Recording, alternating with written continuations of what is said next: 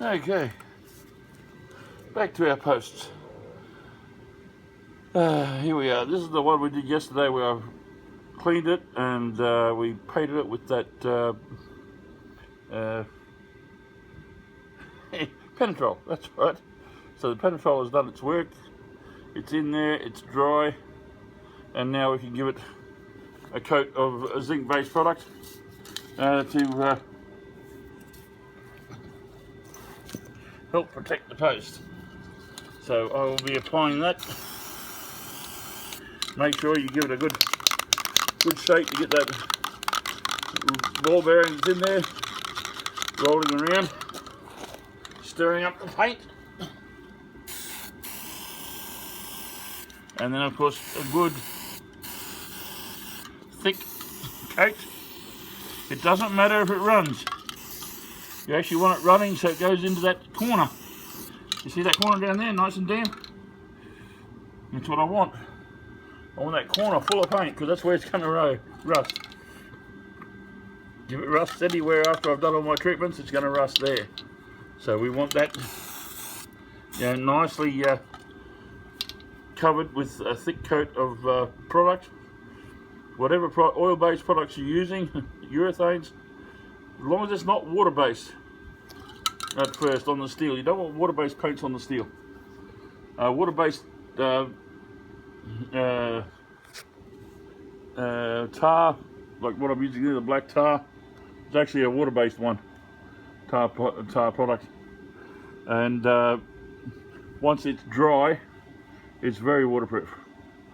Okay, it stops water real well. While it's wet, of course, it's going to cause problems with the steel. So that's why you got to have good heavy coat of oil or urethane based or epoxy based products on there, and then you're using the tar, whether you use the oil based or water based waterproofing compound, doesn't matter after you've got it all painted. Alright, all you're trying to do is to give a cushioning between the concrete and the steel post, so you're not taking off any tar, not taking off any paint.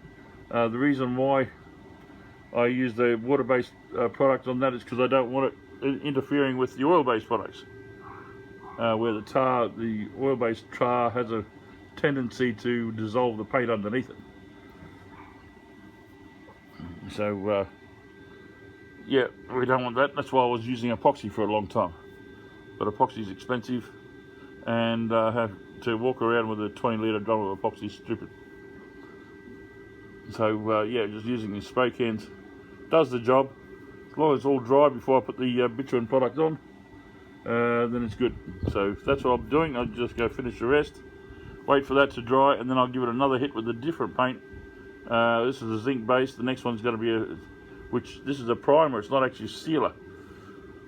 It says it's a sealer, but yeah, it's not real well good at it. So you want a sealer coat, something over the top that seals it, will not let water through. So whether it's an enamel or some other urethane product that doesn't let water through. Okay, not a primer. Primers let water through. If you've ever seen a car which has been painted with primer, it turns into a rust bucket real quick. It has to have that top coat, the sealer, to stop the water from penetrating. Alright, I'm going to finish this off. We'll talk to you guys in a little while when I get onto that one. I've made the post. That's that one there. And I've got to install it in there after I've given it another coat. I've got another coat with a sealer. And then I've got to put the